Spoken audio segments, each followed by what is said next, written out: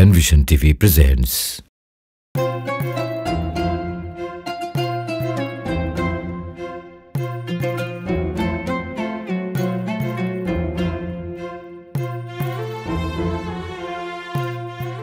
আব্দুর রহমান, আব্দুর রহমান, আরে কোথায় গেলি বাবা?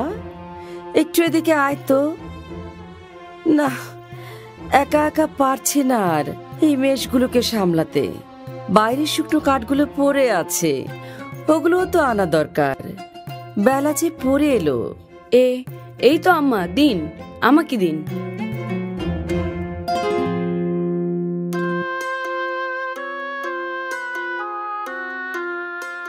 আম্মা, আপনি ভেতরে গিয়ে বিশ্রাম নিন, আমি সব সামলে নেব।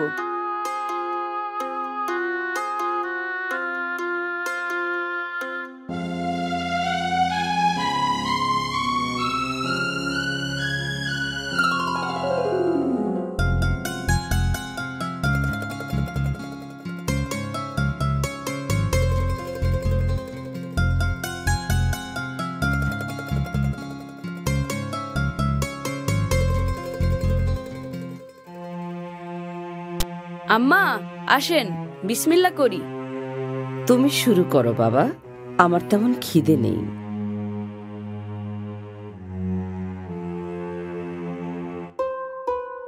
ওটাতে কি রেখেছেন আম্মা?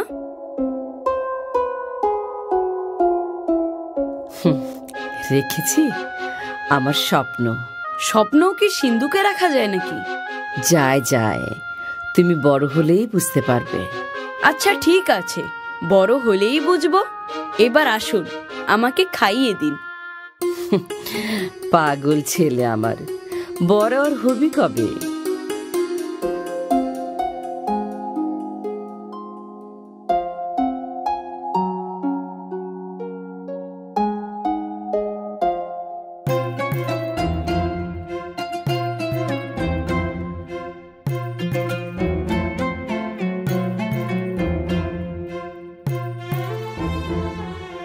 অমন করে কি দেখছো বাবা? তোমাকে প্রায়ই দেখি ছাদে এসে দূরে তাকিয়ে থাকো। কি আছে ওইদিকে? স্বপ্ন, স্বপ্ন আছে মা। আমি বুঝি বাবা, তোমার লেখাপড়া করার অনেক শখ। আল্লাহ করুন আমাদের দুজনের স্বপ্নই যেন পূরণ হয়। আমিন।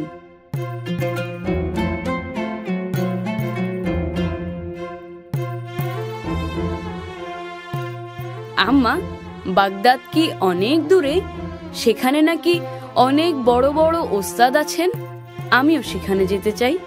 আল্লাহ চাহেন তো তোমার মনের আশা অবশ্যই পূরণ হবে।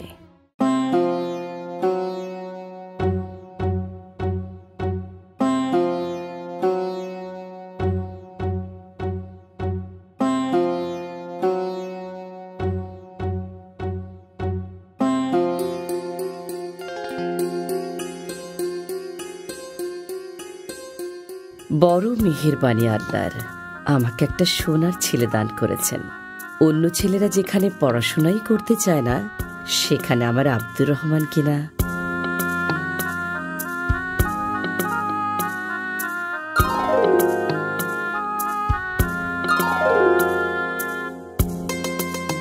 আম্মা, আমি তৈরি, আমাকে দোয়া করে দিন। এসো বাবা, আল্লাহর রহমত সব সময় তোমার উপর ছায়া হয়ে থাকুক। আমিন। এই জামাটা পরে নাও। এর আস্তিনের নিচে 40টি স্বর্ণ মুদ্রা সেলাই করে দিয়েছি। আল্লাহ এইটুকু তৌফিকই দিয়েছেন, সাবধানে রেখো। অনেক শুকরিয়া আম্মা। আর হ্যাঁ, আমার শরীরটা ভালো যাচ্ছে না, কিয়ামতের আগে আর দেখা নাও হতে পারে। তোমার প্রতি আমার শেষ উপদেশ, কখনো মিথ্যে বলবে না। বিপদ এলে আল্লাহর উপরই ভরসা করবে, কখনো মিথ্যার আশ্রয় নেবে না।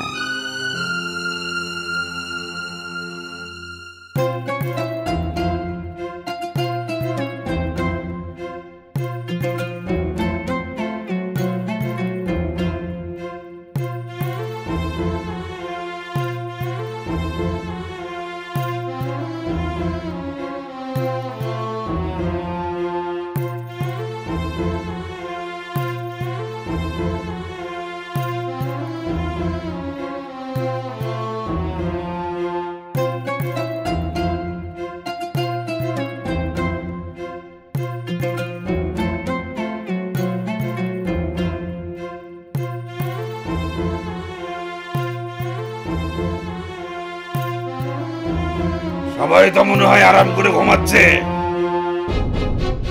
এই কেউ নড়বি না, যাচ্ছে বের করে দে, না হলে ঘাট থেকে মাথা আলাদা করে দেবো। ওরে বাপরে, এই নাও আমার সবকিছু এখানে। ওরে বাবা রে, ডাকাত ডাকাত ডাকাত! এই ছেলে, কোথা থেকে আসছো তুমি? হ্যাঁ, সবাই তোমারে থুয়ে পালাইয়া গেল। বিদেশ কাদের সাথে যাচ্ছ তুমি? গিয়ে কি করবা?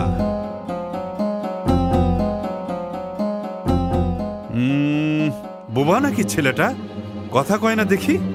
দূর, বাদ দেন, ছোট ছেলে, ওর কাছে কিছুই নাই। আরে কথা বলবি নাকি জিহ্বা কেটে ফেলবো? জিজ্ঞেস করি কোথায় যাস? বাগদাদ। হ্যাঁ, ফকিন্নির ছেলে আবার বাগদাদ যায় কেন? কি পড়াশোনা করতে, না ফোরাতে ডুবে মরতে? পড়াশোনা করতে। পড়াশোনা করতে? তা খালি হাত পা নিয়ে গেলেই পড়াশোনা হবে? পাত্তি পুতি কিছু লগে আছে, না বাগদাদের রাস্তা ঝাড়ু দিয়েই খাইবা?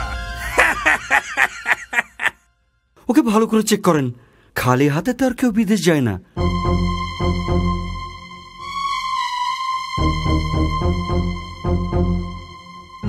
না, এর কাছে দেখে আসলেই কিছু নাই। বুঝছি, আসলেই ফকন্নির ছেলে। না, আমার আম্মা আমাকে যথাযথ খরচ দিয়েই কাফেলায় পাঠিয়েছেন। ও তাই নাকি? তা সেগুলো কোথায়?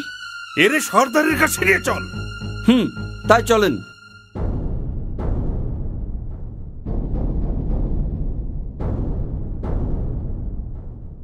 সর্দার, এই পোলা নাকি বাগদাদ যায় পড়াশোনা করতে, কিন্তু ওর কাছে কিছুই পাই নাই।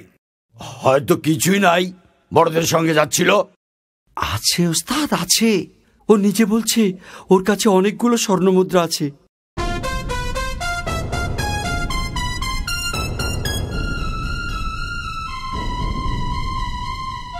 ভাই ছেলে, তোমার নাম কি? আব্দুর রহমান। তা তোমার কাছে কিছু থাকলে সোজা বের করে দাও, নইলে জলদি কেটে পড়ো, আমাদের কাজে ব্যাঘাত ঘটিও না। জি, আমার বগলের নিচে জামার সঙ্গে সেলাই করা থলেতে স্বর্ণমুদ্রাগুলো আছে। ওর জামাটা কেটে ফেলো এক্ষুনি, দেখি কি বের হয়।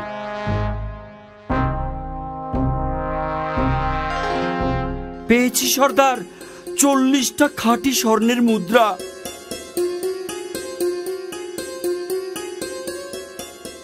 তুমি তো দেখছি আচ্ছা বোকা ছেলে, এই বুদ্ধি নিয়ে বাগদাদ যাও পড়াশোনা করতে? তুমি না বললে তো কেউ জানতেই পারতাম না যে তোমার কাছে এত মূল্যবান সম্পদ আছে। আমার লোকেরা তো তোমার শরীর ঘেটেও কিছু পায়নি। তুমি ইচ্ছে করলেই আমাদেরকে ধোকা দিতে পারতে, তাতে তোমার এই সম্পদগুলো তোমারই থাকতো। কিন্তু সেটা না করে গোপন জিনিসটি প্রকাশ করলে কেন? কারণ আমি আল্লাহকে ভয় করি, সেই সাথে আমার আম্মার উপদেশ যেন কখনো মিথ্যা না বলি। বিপদে পড়লে যেন আল্লাহরই আশ্রয় চাই, মিথ্যার নয়। কি বললে তুমি? আম্মার উপদেশ? বিপদেও মিথ্যে বলা যাবে না? না, কারণ আল্লাহ যদি ইচ্ছা না করেন তাহলে মিথ্যা বলেও আমি রেহাই পাবো না। তাই আমি তার কাছেই নিজেকে সঁপে দিয়েছি, মিথ্যার কাছে নয়, তোমাদের কাছেও নয়। আর আমাদের নবী বলেছেন, মিথ্যা হলো সকল গুনার মা। মিথ্যাবাদীকে আল্লাহ কখনো ভালোবাসেন না। সামান্য এক বাক্য মিথ্যায় তুমি তোমার কষ্টের জমানো সম্পদটুকু রক্ষা করতে পারতে। আমি বরং তার চেয়ে বড় সম্পদ রক্ষা করেছি, সেটি হলো সত্য, মহান আল্লাহর হুকুম আর আমার মায়ের উপদেশ। স্বর্ণমুদ্রার জন্য আমার কোনো আফসোস নেই।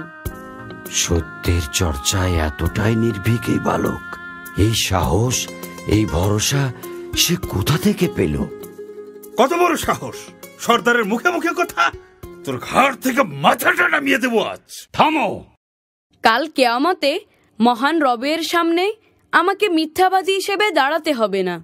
এর চেয়ে খুশির সংবাদ আর কি হতে পারে? এই বালক মায়ের কথার অবাধ্য হচ্ছে না, আর আমি আল্লাহর অবাধ্যতাকে পেশা বানিয়ে নিয়েছি। হায় খোদা, কি হবে আমার পরিণতি?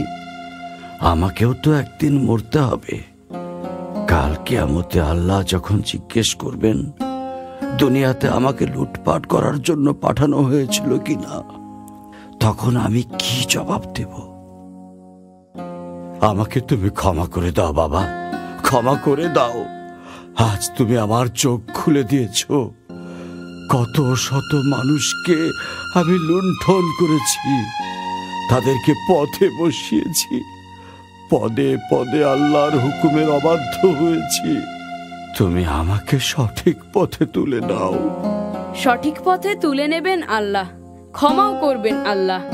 আপনি শুধু তার কাছে তওবা করুন আর প্রতিজ্ঞা করুন যে ভবিষ্যতে কোনো দিন আল্লাহর অবাধ্য হবেন না, ডাকাতি করবেন না, লুটতরাজ করবেন না।